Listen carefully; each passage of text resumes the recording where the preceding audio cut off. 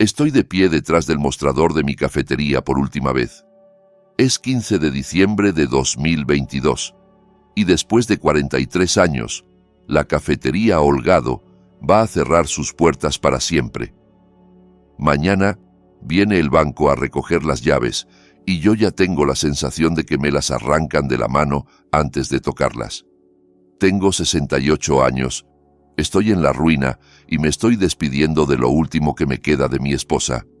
Pero entonces entran 3 desconocidos, acompañados de un abogado, y uno de ellos dice algo que me detiene el corazón. Señor Holgado, ¿se acuerda de la tormenta de nieve de 1992? Antes de contarte qué pasó después, te pregunto algo a vos.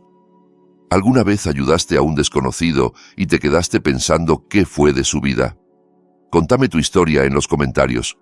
Son las 6 de la mañana de un jueves de diciembre, el día más frío del año hasta ahora en San Valentín, un pueblito de la Patagonia, Argentina, en la Ruta 40, a mitad de camino entre la nada y el vacío. Acá el viento no sopla, te empuja, te insiste, te recuerda que el paisaje manda. La población viene achicándose desde que cerró el frigorífico y los pibes empezaron a irse a Buenos Aires, a Córdoba o a cualquier lugar donde no haga falta inventarse futuro con uñas y dientes. Llevo despierto desde las 4, como todas las mañanas de los últimos 43 años.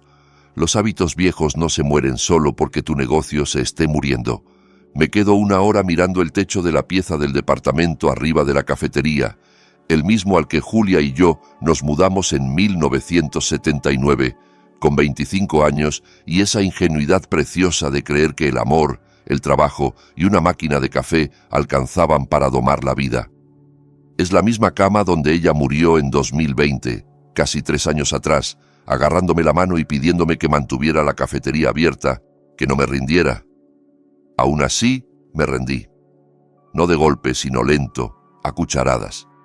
Mes a mes, factura a factura, carta del banco tras carta del banco, hasta que no quedó nada por pelear excepto mi orgullo.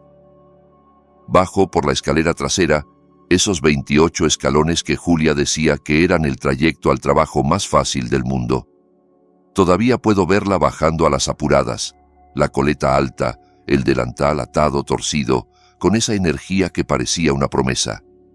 Abro la puerta principal, prendo las luces y me quedo quieto un segundo, respirando el silencio antes de que el día lo llene.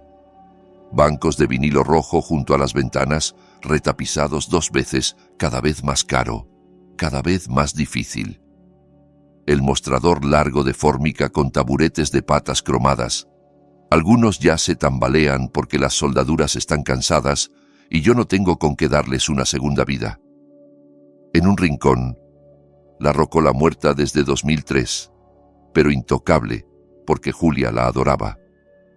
Las paredes están tapadas de fotos, capas y capas de décadas superpuestas, como si la cafetería fuera un álbum que se quedó sin páginas y empezó a usar el yeso de soporte. Cumpleaños con velitas torcidas, equipos del instituto con la camiseta todavía sudada, parejas recién casadas en el salón del fondo, la promoción del Instituto San Valentín del 89 apretada en un solo cuadro, con esmoquines prestados y vestidos pomposos.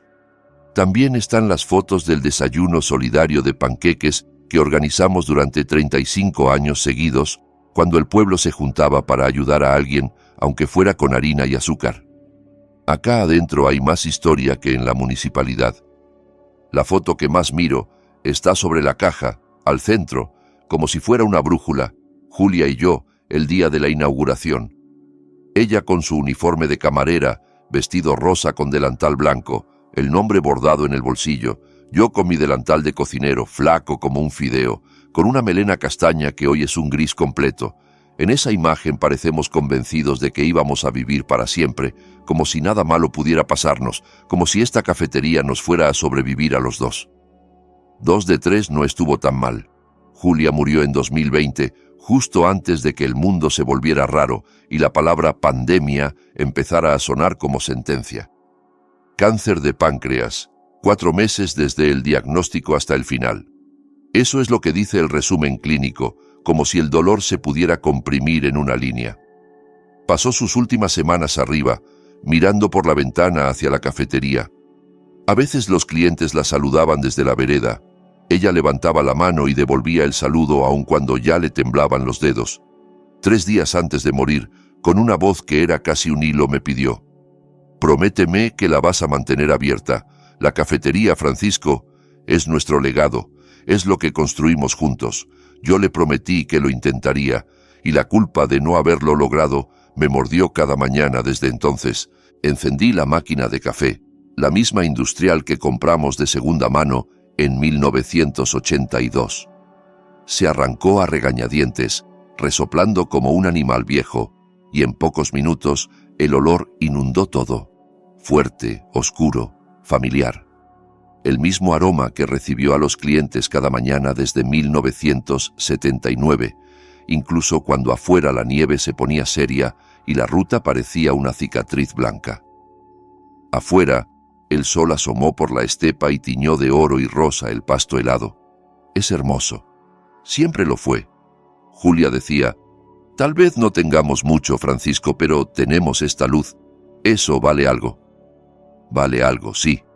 No vale $180,000, pero vale algo.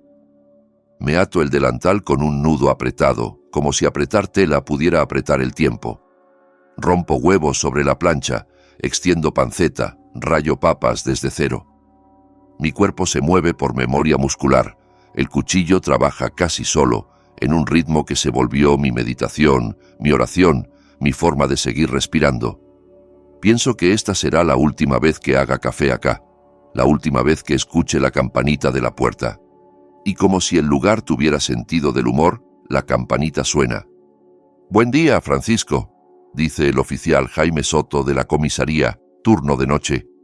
Llega siempre a las 6:15 desde hace 12 años, como si su rutina estuviera pegada a la mía.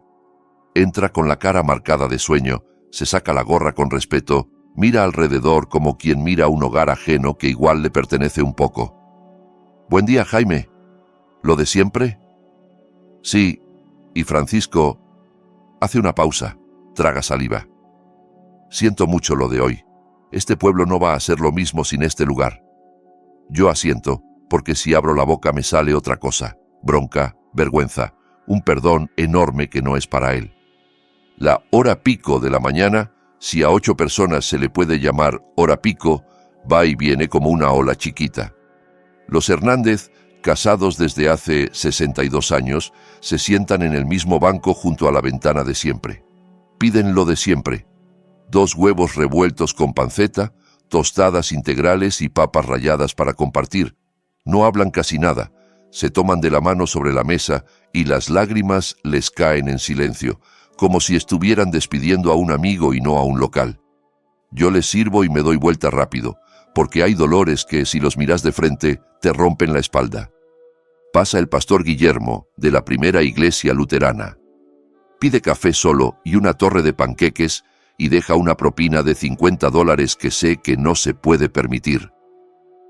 Me la deja igual, con una mirada que dice: «No me discutas», y una tristeza quieta. La familia Choi, dueños de la ferretería desde 1989, traen a sus 3 hijos y les dejan pedir lo que quieran: panqueques con chispas, extra de crema, todo. Cuando se van, el señor Choi me estrecha la mano con fuerza. «Usted ya estaba acá cuando nosotros llegamos. Nos hizo sentir bienvenidos cuando no todos lo hicieron. Gracias». Yo le digo: «De nada», y me duele, porque en el fondo siento que no alcanza. Entre plato y plato vuelvo a mirar la foto de Julia. Me doy cuenta de algo tonto. En los últimos meses empecé a evitarla, como si verla me recordara lo que no pude cumplir. Hoy no. Hoy la miro de frente. Le hablo por dentro como quien le habla a una persona en una sala de espera. «Ya está, Juli. Ya llegamos al final». Me sorprende porque no siento paz. Siento un enojo manso, como si el mundo hubiera hecho trampa. La pandemia nos destrozó. Trabajamos solo con comida para llevar 18 meses. Perdimos el 70% de los ingresos y los gastos siguieron igual. Luz, gas, internet, seguros, Los equipos que igual hay que mantener aunque no entren clientes. Pedí préstamos que no podía pagar, reventé las tarjetas, solicité ayudas y programas, firmé papeles con letras chiquitas que no te perdonan la desesperación. Algunas cosas ayudaron, la mayoría no. Para 2021 ya estaba por debajo del agua. En 2022 directamente me estaba ahogando con los ojos abiertos. El banco mandó la notificación de ejecución hipotecaria en septiembre. 90 días. 90 días para salvar lo que tardé 4 décadas en construir. Busqué comprador, puse avisos, llamé a conocidos. Nadie quiere una cafetería en un pueblo que se muere. ¿Por qué lo harían? San Valentín no es mercado, es memoria. Al mediodía, la clientela se va adelgazando hasta quedar apenas rezagados. Unos adolescentes del instituto se escapan de clase para comer una última hamburguesa y sacarse una foto con el cartel del local, como si eso pudiera congelar el tiempo. 2 chacareros viejos apuran el café y se quejan del clima con la misma alegría de siempre. «Este viento te arruina las rodillas», dice uno. «Te arruina la vida», dice el otro, y se ríen, pero les vibra algo triste en la voz. Yo lavo platos, seco vasos, limpio la plancha con un cuidado exagerado, como si el brillo pudiera convencer al banco de tener piedad. A eso de las 2, la cafetería queda casi vacía. El silencio vuelve a ocupar las sillas. Yo estoy en la cocina, con las manos mojadas cuando escucho la campana de la puerta. «¡Ya voy!», grito, secándome con un trapo. Vuelvo al salón esperando ver a alguien del pueblo que se olvidó las llaves o que vuelve por un abrazo. Pero no. Hay 4 personas junto a la entrada. 3 rondan los 30 y tantos. 2 hombres y una mujer, bien vestidos, limpios, con esa forma de pararse que tiene la gente que vive con agenda. El cuarto es un hombre mayor, de traje, con un maletín. Abogado, casi seguro. A los abogados se los reconoce como se reconoce una tormenta, por el aire que traen. Desentonan en mi cafetería como una mancha de tinta en una foto vieja. Demasiado caros, demasiado tranquilos, no son el tipo de gente que frena en San Valentín, salvo que se haya perdido. Mi primera punzada es miedo. ¿Banco? Porque uno aprende a asociar traje con sentencia. «Buenas tardes», digo, tomando unos menús por inercia. «Siéntense donde quieran». Eligen un banco junto a la ventana, el que siempre tiene la mejor luz. Les llevo agua, cubiertos, y saco mi libreta. «¿Qué les puedo ofrecer?» «Por ahora, solo café para todos, por favor», responde la mujer.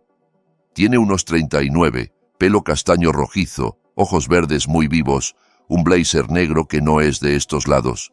Sirvo 4 cafés y los llevo. Me miran con una expresión rara, como si estuvieran viendo algo que les costó encontrar. Hay lástima, sí, pero también curiosidad, y algo que me inquieta, una especie de ternura contenida, como si yo fuera parte de un recuerdo ajeno. «¿Van de paso?», pregunto, por educación de pueblo chico. Acá uno habla con desconocidos porque a los demás ya los conoce.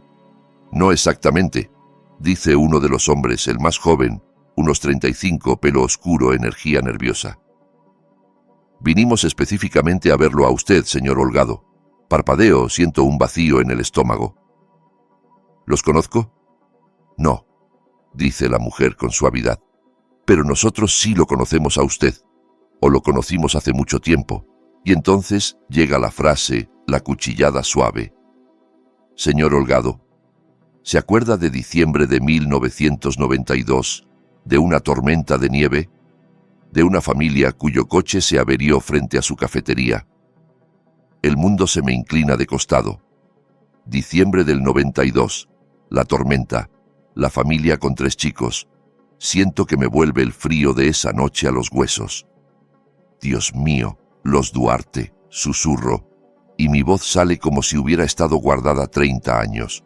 Los ojos de la mujer se llenan de lágrimas, pero no son lágrimas de tristeza, son de algo que duele lindo. «Sí», dice. «Yo soy Alicia Duarte. Ellos son mi hermano Javier y mi hermano Santiago. Aquella noche nos dejó dormir acá, nos dio de comer y le dio dinero a nuestros papás para reparar el coche.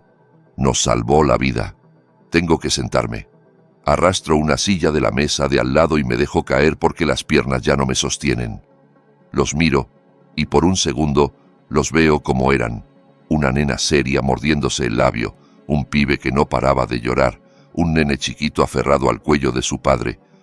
Eran apenas unos chicos. Digo, eran muy chiquitos. No entiendo. ¿Cómo me encontraron? Alicia respira hondo, como quien se prepara para contar algo que estuvo ensayando por años. Pero antes de que lleguemos a eso, déjame contarte esa noche. Déjame contarte cómo empezó todo. Déjame contarte la noche que lo cambió todo, aunque yo entonces no lo supiera. Era 23 de diciembre de 1992, 2 días antes de Navidad. Julia y yo llevábamos 13 años al frente de la cafetería. Teníamos 38 años. Todavía nos sentíamos jóvenes, todavía con esperanza, todavía intentando tener hijos aunque los médicos insistían en que probablemente no sería posible. Esa tarde el cielo se cerró temprano, como si el día se hubiera arrepentido de ser día. La radio del fondo, la chiquita, avisaba cada media hora, alerta meteorológica, ráfagas fuertes, probabilidad de nevada intensa. Julia se burlaba de los locutores, les decía exagerados, pero igual miraba por la ventana con el ceño fruncido como si su instinto le hablara un idioma más serio. La tormenta empezó alrededor de las 4. Y no era esa nieve suave que cae despacio y te regala una postal, sino la otra, la violenta, la que te borra los bordes del mundo. El viento era tan fuerte que tiró cables de luz en varios barrios. La nieve caía tan espesa que no se veía a 3 metros. La temperatura bajó hasta los 15 bajo cero, y con el viento la sensación era de 30 bajo, un frío que no se siente en la piel, sino en la idea de que podés morirte. El servicio meteorológico la describía como la peor tormenta en 20 años y pedía a todos que se quedaran lejos de la ruta. Yo miraba la puerta y pensaba, que nadie sea loco. A las 6 ya era imposible circular. La ruta 40 se volvió una pista de hielo. El estacionamiento de la cafetería estaba enterrado bajo 60 centímetros y seguía cayendo. El último cliente se fue a las 6:30. Don Pedro, que vivía a 3 cuadras y estaba empeñado en que podía volver caminando. Julia y yo le dijimos que estaba loco. Nos hizo un saludo con la mano, como si la nieve fuera un chiste, y salió igual. Esa noche me quedó la duda clavada, y al día siguiente, cuando lo vimos aparecer con la cara roja y una sonrisa orgullosa, quise putearlo y abrazarlo al mismo tiempo. Después de eso, nada. Solo Julia, yo, el viento aullando, la nieve apilándose contra los ventanales como si el mundo quisiera enterrarnos vivos. Deberíamos cerrar, dijo Julia a eso de las 7, limpiando la barra mientras miraba la pared blanca del exterior. Nadie va a salir con este clima. Cualquiera con un poco de sentido común ya está en su casa. Sí, le respondí desde la cocina, donde estaba guardando comida y rezando para que la luz no se cortara. Terminemos y subamos. Julia se reía diciendo que podía rodar de la cama a la barra en menos de 1 minuto. Una vez la cronometré, 47 segundos. Era competitiva hasta para llegar al trabajo. Estábamos apagando luces, juntando sillas, listos para dar por terminada la jornada, cuando lo escuchamos. Un motor tosiendo, ahogándose, un quejido metálico, y después el silencio. Julia y yo nos quedamos quietos, mirándonos desde lados opuestos del salón vacío. ¿Escuchaste eso?, preguntó, y su voz ya traía ese filo de preocupación que yo conocía bien. Sí. Fuimos a la ventana. Pegamos la cara al vidrio intentando ver a través de la cortina de nieve que golpeaba el cristal como si alguien nos tirara arroz de boda con bronca. Había un coche en el aparcamiento, una vieja rural de mediados de los 80, con esas falsas molduras de madera en los costados. Estaba cubierta de nieve y hielo, y del capó salía humo. No humo bueno, humo malo, de algo quemándose. Se abrió la puerta del conductor y bajó un hombre. Se abrió la del acompañante y bajó una mujer. Después, las puertas de atrás. 3 chicos. 5 personas en medio de una tormenta, con el coche roto, en medio de la nada. Julia murmuró apenas: «No, ay, Francisco, no». Y yo ya estaba moviéndome. Abrí la puerta y salía un viento tan frío que sentí cuchillos en la cara. El aire te cortaba los labios, te secaba las pestañas. «¡Adentro!», grité por encima del aullido del temporal. «¡Vamos, entren ya!». Tropezando más que caminando, se acercaron a la cafetería. El hombre llevaba en brazos al más chico, que no tendría más de 5, llorando y aferrado al cuello del padre, como si ahí estuviera el mundo entero. La mujer llevaba de la mano a un nene de 7 u 8. Una nena un poco mayor caminaba entre ellos con la cabeza gacha, dándole la espalda al viento, luchando por no caer. Entraron casi cayéndose. Los 5 estaban cubiertos de nieve, temblando. Los chicos lloraban. Los padres tenían esa mirada de pánico helado de quien se arrimó demasiado al borde. Julia cerró la puerta de un golpe y echó llave como si el viento fuera un ladrón. El edificio crujía, las ventanas vibraban. «Dios mío», dijo la mujer con los dientes castañeándole. «Gracias. Muchísimas gracias». «¿Están heridos?», preguntó Julia de inmediato, entrando en su modo enfermera, aunque no lo era. «No», tartamudeó el hombre, con los labios literalmente azules.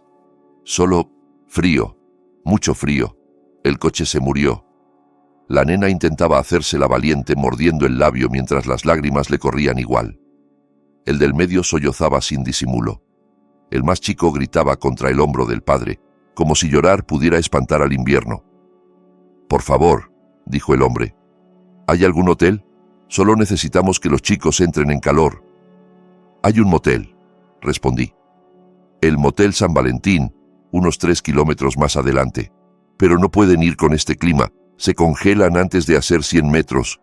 La mujer hizo un sonido como de animal herido. «¿Qué vamos a hacer? No podemos volver al coche.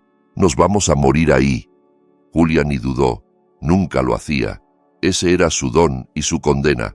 Cuando algo había que hacer, lo hacía sin pedir permiso a la comodidad. «Se quedan acá», anunció. No era pregunta, era un hecho. «Francisco, anda al depósito y trae los calefactores. Todos. Y todas las mantas. Yo preparo sopa». «No podemos aceptar», balbuceó el hombre, aunque el alivio ya asomaba en sus ojos. «Ustedes no están pidiendo nada», dijo Julia con firmeza, guiando a los chicos hacia el banco grande del fondo. «Se quedan. Fin de la discusión. Esto es una tormenta. Tienen hijos. Se quedan. Y ahora, quítense esos abrigos mojados antes de que se enfermen de neumonía». A mí se me apretó el pecho de amor y de miedo, porque ayudar también es exponerse, y esa noche la tormenta parecía capaz de tragarse el pueblo entero. Pero verla a Julia en acción era como ver a alguien en su lugar exacto. Instalamos a la familia en el banco grande del fondo, el de la esquina, con respaldos altos que frenaban corrientes. Traje 3 calefactores viejos, medio peligrosos pero vivos. Los acomodé alrededor y los puse al máximo. Julia trajo mantas, las de emergencia de la oficina, las de picnic del verano, hasta manteles del depósito. Cualquier tela era una victoria.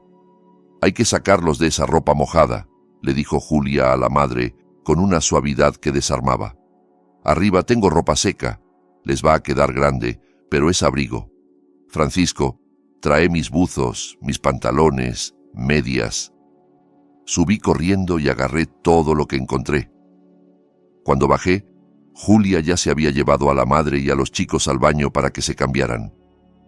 Yo oía su voz del otro lado de la puerta, tranquila, paciente, diciendo: «Respirá, ya pasó, ya están a salvo», como si cada palabra fuera una manta más. El padre se quedó sentado, aturdido, mirando sus propias manos como si no las reconociera. Le puse ropa seca en los brazos. «El baño está ocupado. Podés cambiarte en la cocina». «Gracias», dijo con la voz quebrada. «De verdad, no sé qué habríamos hecho si ustedes no estuvieran acá». «Están acá ahora», le respondí. «Eso es lo importante». Cuando se cambió, yo me metí en la cocina y empecé a preparar comida. Julia se me había adelantado. Una olla grande de sopa de verduras ya hervía, y el vapor le empañaba los lentes cuando venía a mirar. Yo hice sándwiches de queso a la plancha, uno tras otro, porque el queso fundido es la forma que tiene el mundo de decir tranquilo. Cuando todos estuvieron secos y más templados junto a los calefactores, servimos la sopa y los sándwiches.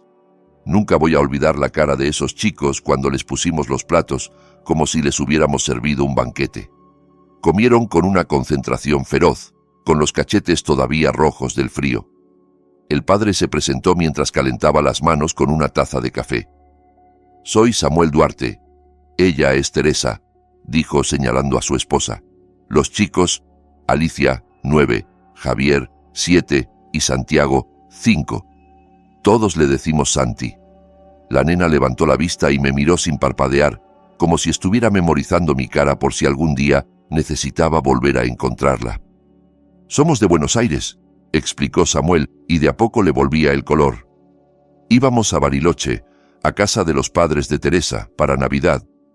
Pensábamos parar en Neuquén, pero veníamos bien, quisimos ahorrar una noche de hotel. Y entonces llegó la tormenta», dijo Teresa en voz baja mirando su sopa. «Tendríamos que haber parado antes. Cuando nos dimos cuenta de lo grave, ya estábamos metidos. El coche empezó a hacer un ruido horrible, a largar humo. No terminó la frase porque no hacía falta. El miedo estaba sentado con nosotros en la mesa, todavía con la nieve en los hombros». Julia se agachó a la altura de los chicos, como si eso les diera control. «¿Cómo se llaman ustedes, valientes?», preguntó. Javier se limpió la nariz con la manga y dijo su nombre. Santi la miró con ojos enormes, todavía brillantes. «¿Usted es un ángel?», preguntó serio, como si estuviera consultando un dato importante. Julia se rió, y esa risa fue una lámpara. «No, cariño, solo soy una persona tratando de ayudar». «Parece un ángel», insistió él. Alicia, la mayor, no se rió.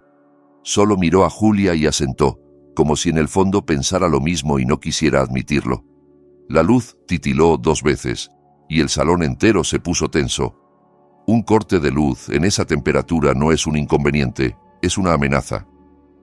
Julia fue a mirar el tablero. Yo me asomé a la ventana. La tormenta afuera era una pared. «Si se corta», dije. «Tenemos la cocina a gas. Podemos calentar agua, hacer más comida». «¿Y si se corta el gas?», preguntó Teresa, y ahí vi que no preguntaba por el gas, preguntaba por su vida. Julia le apretó la mano. «No se va a cortar», dijo con una seguridad que nadie le había garantizado, pero que todos necesitábamos. Y, como si el mundo la escuchara, la luz se estabilizó.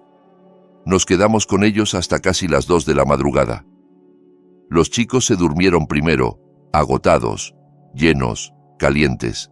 Se acurrucaron en el banco bajo una montaña de mantas, como cachorros enredados. Samuel y Teresa intentaron mantenerse despiertos, por cortesía y por miedo a dormirse en un lugar ajeno, pero al final también cabecearon. Ella con la cabeza en el hombro de él con un brazo rodeándola, como si aún tuviera que sostenerla del viento. Julia y yo nos sentamos en la barra con café y una calma rara, escuchando la tormenta rugir afuera como una bestia frustrada. «No les vamos a cobrar», dijo Julia después de un largo silencio. No era pregunta. «No», asentí. «No les vamos a cobrar». «¿Y les vas a arreglar el coche?» «Si puedo». «¿Y les vas a dar dinero?» La miré.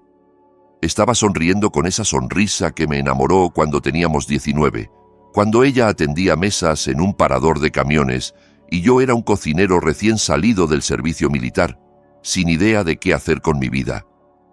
«¿Cuánto?», pregunté. «Lo que haga falta», respondió, simple. «Julia, no somos ricos». «Lo sé. Pero ellos tienen aún menos, y es Navidad. Míralos, Francisco. Mira a esos chicos durmiendo». Yo miré a la familia Duarte y sentí esa punzada en el pecho donde viven las decisiones correctas. «Está bien», dije. «Los vamos a ayudar. Cueste lo que cueste». Julia me besó ahí mismo, en la barra, como si la bondad fuera un voto renovado. «Por eso me casé con vos», susurró. «Porque sos bueno, Francisco Holgado, de arriba a abajo». Y yo pensé, Ojalá con ser bueno alcanzara. No sabía todavía cómo la vida guarda cuentas con paciencia. La tormenta amainó alrededor de las 5. Salí a ver el coche mientras todos dormían. La nieve me llegaba casi a la rodilla. El capó estaba helado y el olor a quemado seguía ahí, como un aviso. Abrí, miré como pude y supe lo suficiente para asustarme. La transmisión estaba hecha pedazos o muy cerca. Eso no se arregla con alambre. Iban a necesitar grúa, taller, plata. Volví adentro con el cuerpo helado y la cabeza caliente. Julia ya estaba preparando el desayuno. Panqueques, huevos revueltos, panceta. El olor a comida volvió a levantar el mundo. Los chicos se despertaron con la nariz oliendo antes que con los ojos abriéndose. Santi miró por la ventana y vio la nieve brillando al sol, como si la tormenta de anoche hubiera sido un sueño. «Es como un milagro de Navidad», dijo. Alicia se acercó al vidrio y puso la mano, como midiendo el frío. Javier preguntó si podían hacer un muñeco de nieve.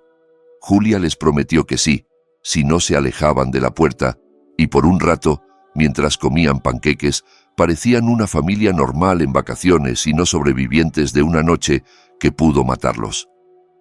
Después del desayuno, aparté a Samuel a un lado. Lo hice con cuidado, porque el orgullo es una cosa frágil cuando no tenés con qué sostenerlo.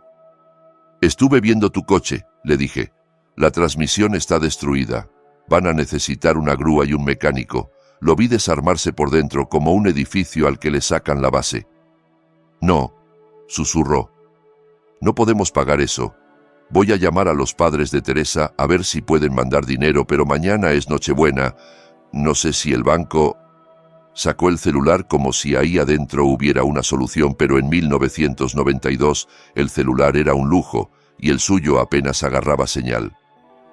Saqué $100 de mi billetera y se los puse en la mano. «Tomá», le dije. «Hay un taller en el pueblo, el de Pepe, en la calle principal. Es bueno y es honesto. Decile que vas de mi parte. Va a venir con la grúa». «No puedo aceptar», dijo, y su voz peleaba entre el orgullo y la desesperación. «Sí que podés», lo interrumpí, apoyándole una mano en el hombro. «Tenés 3 chicos que quieren ver a sus abuelos en Navidad. Tenés una esposa que fue amable en un lugar que no conoce. Aceptá el dinero, arreglá el coche, vayan a Bariloche. Eso es todo lo que quiero». Samuel se quedó mirándome como si yo le hubiera dado algo más que billetes. Se le llenaron los ojos de lágrimas. «¿Cómo te lo devuelvo?» «No tenés que devolverlo», le dije. «No te preocupes por eso». Julia apareció con una jarra de café y me miró de reojo como preguntando, «¿Todo bien?». Yo asentí. Ella sonrió apenas. Pepe llegó con la grúa más tarde resoplando contra el frío y cuando le conté la situación solo dijo, «Deja a Francisco, lo vemos», y cobró la mitad de lo que solía cobrar, porque se lo pedí y porque Pepe también tenía su forma de creer en la gente. Se marcharon al mediodía del 24. Samuel intentó devolverme el 100. Dijo que con lo que les mandaran los padres de Teresa podían arreglarse. Yo me negué. «Feliz Navidad», les dije desde la puerta. Teresa abrazó a Julia con fuerza. «Nunca vamos a olvidar esto», prometió, y lo dijo con una seriedad que me dio escalofríos. Los chicos nos saludaron desde la ventanilla trasera cuando el coche arrancó. Santi apoyó la mano contra el vidrio. Yo levanté la mía desde la puerta, y esa fue la última vez que los vi, hasta hoy, 15 de diciembre de 2022, 30 años después. Después de que se fueron, Julia se quedó mirando la ruta un rato largo, como si pudiera ver el futuro en esa línea blanca. «¿Te das cuenta?», me dijo. «Si no hubieran frenado acá, capaz no llegaban a ningún lado». Yo asentí. «O capaz sí», dije. «Capaz alguien más los ayudaba». Julia negó con la cabeza. «No, nosotros los ayudamos. Y eso importa». En ese momento, yo pensé que ella hablaba de esa Navidad, de esa familia, de esa noche. No entendí que hablaba de otra cosa, de un hilo que se suelta y después vuelve, de una bondad que no se pierde, solo se demora. Los años siguieron, como siguen siempre, con trabajo, con días buenos y malos, con el pueblo achicándose de a poquito. San Valentín sobrevivía a su manera, nosotros también. La cafetería Holgado siguió siendo el corazón por pura insistencia, desayunos, cumpleaños, velorios con café fuerte, noches de campeonato con radio a todo volumen. Julia ponía canciones en la rocola, aunque ya no funcionara, como si cantarlas igual alcanzara. A veces, cuando el viento soplaba fuerte, yo pensaba en la tormenta del 92 y en esos 3 chicos, y me preguntaba si habrían llegado a Bariloche, si Santi habría visto a sus abuelos abrirles la puerta. En 1995 llegó una carta, la vi en el buzón, con un sello de Buenos Aires, y por un segundo me latió el corazón raro. Adentro había un cheque, $150, 100 más intereses, decía una nota breve. Samuel Duarte. Julia sonrió, orgullosa, como si le hubieran devuelto una confirmación del universo. Yo intenté responder, agradecer, explicar que no hacía falta. Pero la dirección que pusieron era distinta, o el cartero se equivocó, o el pueblo ya era confuso para los mapas. El cheque volvió devuelto al remitente, y después vinieron otros intentos, otras cartas que no llegaron, como botellas en un mar de tierra. La vida se puso más pesada cuando Julia enfermó. En 2020, el diagnóstico cayó como un plato que se rompe, de golpe, sin aviso, y el ruido te deja sordo. Ella fue valiente de una manera que a mí me daba rabia, no porque me molestara su fuerza, sino porque yo quería que se quejara, que gritara, que el mundo se sintiera culpable, pero Julia prefería cuidar a los demás, incluso cuando era ella la que se iba apagando. Me pidió que no cerrara, que no entregara nuestro legado. Yo le prometí, y la promesa me quedó en la garganta cuando la pandemia terminó de empujarme contra la pared. Después de que Julia murió, la cafetería se volvió más grande y más chica al mismo tiempo. Más grande porque todo me hablaba de ella. La marca de su mano en un cajón, la forma en que doblaba los repasadores, la silla donde se sentaba a escribir listas. Más chica porque yo caminaba con cuidado, como si pisar fuerte pudiera romper el recuerdo. Aguanté con comida para llevar, con carteles improvisados, con alcohol en gel y silencio en las mesas. Vi a gente llorar por familiares que no pudieron despedir. Vi a parejas separarse por miedo, por encierro, por cansancio. Vi al pueblo perder otro pedazo de futuro y vi mis cuentas hundirse como una piedra. Volvemos a 15 de diciembre de 2022. Yo sigo sentado en la mesa de los desconocidos con el café enfriándose en la taza y el corazón latiendo como si quisiera salirse. Los miro otra vez y ahora que sé quiénes son, me cuesta unir las dos imágenes, los niños y estos adultos seguros. Alicia limpia una lágrima con el dorso de la mano, molesta consigo misma por quebrarse. Javier, el del medio, aprieta la mandíbula como si estuviera conteniendo algo. Santiago, el más joven, respira hondo y me mira con una atención que parece profesional y afectuosa a la vez. ¿Cómo me encontraron? Pregunto de nuevo, porque necesito un orden, una explicación, algo que sostenga lo imposible. Alicia asiente despacio. Nos tomó años. Después de que nuestros padres murieran, en 2008, encontramos el diario de papá. Él escribía. No mucho, pero esa noche la escribió como si quisiera que no se perdiera jamás. Contó todo. La tormenta, su cafetería, usted, su esposa. Papá intentó devolverle el dinero, ¿sabe? Mandó un cheque en 1995, $100 más intereses. Pero volvió rechazado, dirección incorrecta o algo así. Saca un sobre del bolso. Dentro hay un cheque fechado en 1995 a nombre de Francisco Holgado por $150, nunca cobrado. El sobre tiene un sello, devuelto al remitente. Javier toma la posta con la voz cargada de emoción. Lo siguió intentando. Distintos años, distintas direcciones que encontraba. Nada funcionó. Le pesaba mucho. Decía que tenía una deuda con usted que nunca podría saldar. No había ninguna deuda, digo, y mi voz sale más áspera de lo que quiero. Yo no quería que me devolviera nada. Santiago, que hasta ahora estuvo quieto, habla con calma. Lo sabemos, pero para papá sí existía. Y cuando ellos murieron en el accidente, Heredamos también esa deuda. Los tres prometimos en el funeral que algún día lo encontraríamos, que le daríamos las gracias y que le pagaríamos. Alicia suspira, como si se sacara de encima una mochila de años. Pero en ese momento estábamos en nuestros 20, sin un peso, estudiando, intentando salir adelante. No podíamos hacer gran cosa, así que esperamos, trabajamos, construimos nuestras vidas. Yo me hice cirujana. Javier es promotor inmobiliario y se dedica a desarrollar viviendas accesibles. Y Santiago es abogado corporativo. Cuando por fin tuvimos medios, empezamos a buscarlo en serio. El hombre del traje aclara la garganta por primera vez y su voz suena como papel caro. Soy Leonardo Costa, abogado del Fideicomiso Familiar Duarte. Nos tomó 18 meses, pero lo encontramos. Supimos de la cafetería, supimos de su situación, mi situación. Qué manera elegante de decir tu quiebra, tu vergüenza, tu derrota. Yo trago saliva. No entiendo, digo. ¿Qué quieren? Alicia sonríe entre lágrimas, y en esa sonrisa hay una niña de 9 años que por fin puede cerrar un círculo. No estamos acá solo para darle las gracias, aunque se las debemos, estamos acá para pagarle.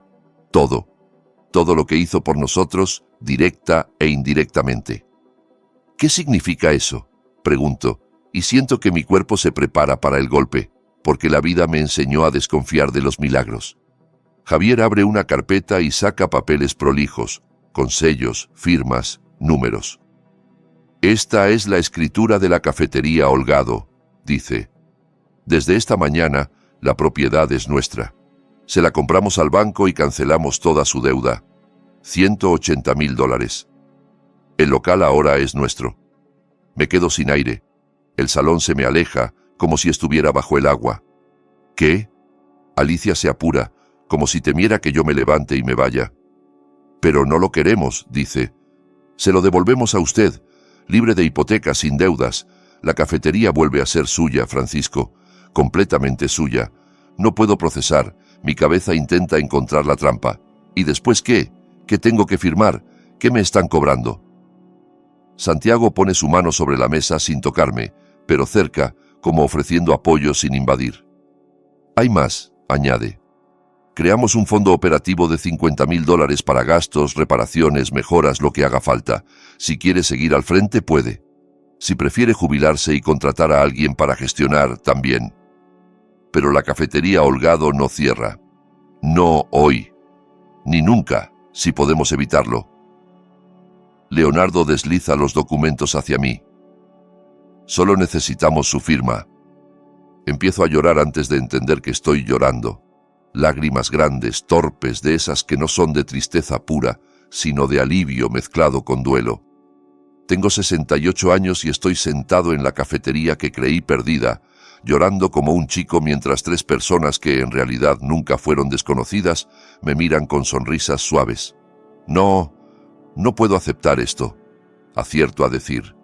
Alicia inclina la cabeza y en su voz aparece un eco de mi propio pasado. Sí que puede, responde, repitiendo las palabras que yo le dije a su padre 30 años atrás. Usted nos ayudó cuando lo necesitábamos.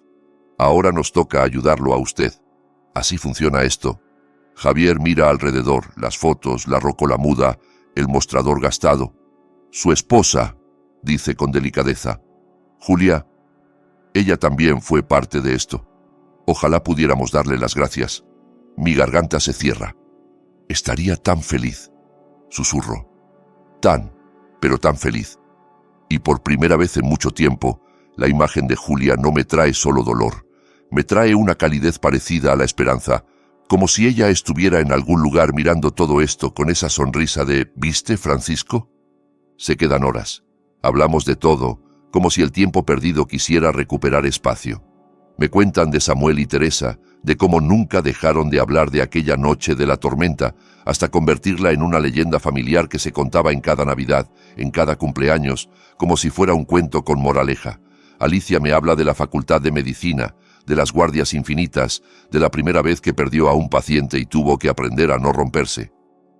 Me dice que atiende gratis una vez por semana a gente que no puede pagar, en Monterrey, donde vive ahora. Javier me cuenta de su empresa, de cómo decidió que su plata iba a servir para que otros tengan techo, porque creció con la idea de que la bondad se devuelve con acciones, no con discursos. Santiago, el que de chico lloraba en brazos de su padre, me explica su trabajo con una seriedad tranquila. Hago corporativo, sí, pero también hago pro bono para pequeñas empresas que están al límite, me dice, para tipos como usted, gente que levantó algo con sus manos y solo necesita una oportunidad real para seguir. Me mira como si quisiera que yo entienda que mi historia no es una rareza, es un mapa de muchos. Yo les digo lo único que me sale. Ellos estarían orgullosos de ustedes. Lo estaban, responde Alicia. Hasta el último día. En algún momento, sin que nadie lo planifique, se corre la voz.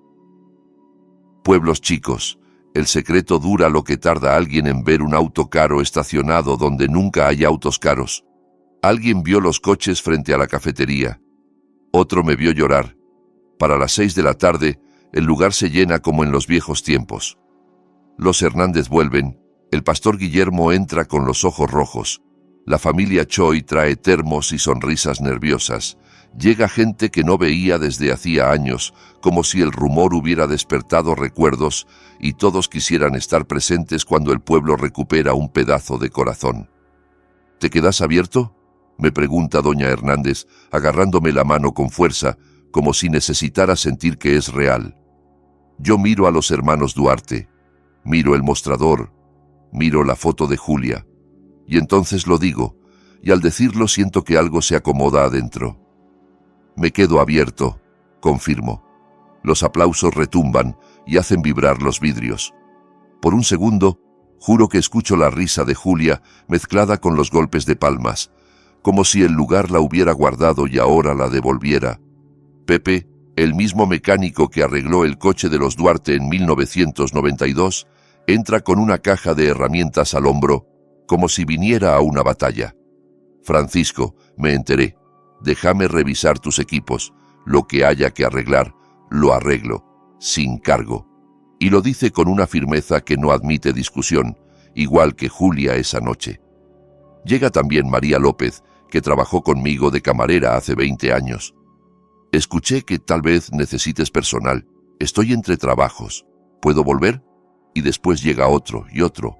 Uno ofrece pintura, otro ofrece madera, otro ofrece postres para el fin de semana. La cafetería, que hace unas horas parecía una despedida, ahora parece un renacer. Para las 8 ya tengo un equipo armado, una lista de reparaciones y un cuaderno donde alguien empezó a anotar reservas, gente que quiere venir a La Holgado como si fuera una peregrinación. Los hermanos Duarte miran todo con asombro, como si hubieran imaginado un gesto privado y se encontraran con una celebración pública. Alicia se acerca a mí en la barra, baja la voz. Esa noche nos diste mucho más de lo que creías, dice. Nos diste esperanza, sí, pero también le diste algo a este pueblo, un centro, algo que vale la pena salvar. Yo asiento, porque por fin entiendo que la cafetería no era solo mía, era de todos los que crecieron adentro. Se quedan 3 días en San Valentín. Comemos juntos. Les muestro el salón del fondo, les cuento historias de fiestas de casamiento, de cumpleaños de 15, de reuniones improvisadas cuando alguien se quedaba sin casa. Conocen a todo el mundo en el pueblo, porque acá nadie resiste la tentación de presentarse. Santiago camina por la ruta, como si quisiera ver con sus propios ojos el lugar donde su vida casi se rompe. Javier se queda mirando las fotos de la pared, como si buscara señales. Alicia sube conmigo al departamento una tarde, y cuando ve la cama donde Julia murió, se le humedecen los ojos. Gracias, me dice simplemente, como si le hablara a ella. Antes de irse, Alicia me entrega un sobre. ¿Qué es esto?, pregunto, y me da miedo que sea demasiado, que sea otra cosa que no pueda sostener. Ábralo cuando ya no estemos, dice. Nos abrazamos los 3, abrazos largos, apretados, que se sienten como familia. Gracias por habernos salvado, dice Javier. Gracias por salvarme a mí, respondo, Y lo digo sin vergüenza, porque por fin aprendí que también se puede aceptar. Cuando el coche se pierde por la ruta 40, me quedo un rato en la puerta, mirando el polvo de nieve que levanta el viento. Cierro despacio. El salón está en silencio, pero no es el silencio de la muerte. Es un silencio de después de la fiesta. Abro el sobre en la barra, con las manos temblándome. Adentro hay un cheque de $100 y una carta en una letra que no conozco, pero que de inmediato sé que es de Samuel, fechada en 1995. Es como si el tiempo me hubiera guardado una voz en un frasco y recién ahora lo destapara. Querido Francisco, he intentado devolverle este dinero 5 veces. Siempre vuelve, así que tal vez esto esté destinado a quedarse con usted hasta el día en que más lo necesite. Gracias por enseñarle a mis hijos que la bondad importa. Gracias por darnos una Navidad cuando no teníamos nada. Usted no solo salvó nuestro viaje aquella noche, salvó nuestra fe en la gente. Espero que esté bien. Espero que su cafetería siga prosperando. Espero que Julia siga haciendo los mejores panqueques de la Patagonia. Y espero que sepa que lo que hizo importó. Importó entonces, importa ahora, y seguirá importando siempre. Con gratitud eterna, Samuel Duarte. Me siento en la barra, en mi barra, otra vez mía y sin deudas, y lloro. No lloro solo por la plata, ni por el milagro administrativo, ni por el orgullo herido que al fin descansa. Lloro por Julia, por la promesa, por el miedo de estos años, por lo cerca que estuve de perderlo todo, sin saber que la vida todavía tenía una vuelta guardada. Esa noche cierro la cafetería tarde, subo al departamento y antes de acostarme, vuelvo a mirar la foto de la inauguración. ¿Viste, Juli? Susurro. No era el final, y por primera vez cuando apago la luz, no siento que la oscuridad gane. Han pasado 6 meses desde aquel día de diciembre. La cafetería Holgado está en su mejor momento. Tenemos más trabajo que en la última década junta. La gente maneja desde 3 provincias para venir a comer acá, para sacarse una foto con la rócola rota, para mirar las paredes y sentir que están tocando una historia. Volví a contratar a mi viejo equipo y por primera vez puedo pagarles sueldos que merecen sin estar contando monedas en la caja. Arreglamos taburetes, pintamos paredes, cambiamos luces, pero dejamos intacto lo esencial, el olor, la calidez, el corazón. Los hermanos Duarte nos visitan cada pocos meses. No vienen como benefactores, vienen como parte de algo. Traen historias nuevas, se sientan en el banco del fondo, piden panqueques como si fueran un ritual. Y cada mañana, cuando abro la puerta, enciendo las luces y pongo el café a andar, miro la foto de Julia y yo del día de la inauguración y le hablo como si todavía estuviera acá. Lo logramos, Julia, le digo. La cafetería va a estar bien. Nosotros vamos a estar bien. Y ahora te pregunto otra vez a vos, que estás viendo esto. ¿Qué habrías hecho en mi lugar hace tantos años? ¿Habrías dejado que aquella familia se quedara? ¿Y qué harías si 30 años después alguien apareciera para devolverte una bondad que vos ya casi habías olvidado? Déjamelo en los comentarios. Y si esta historia tocó tu corazón, si te recordó que los buenos actos cuentan, aunque parezcan pequeños, suscríbete, porque el mundo necesita más historias como esta, historias que demuestran que la bondad no desaparece, solo espera el momento justo para volver.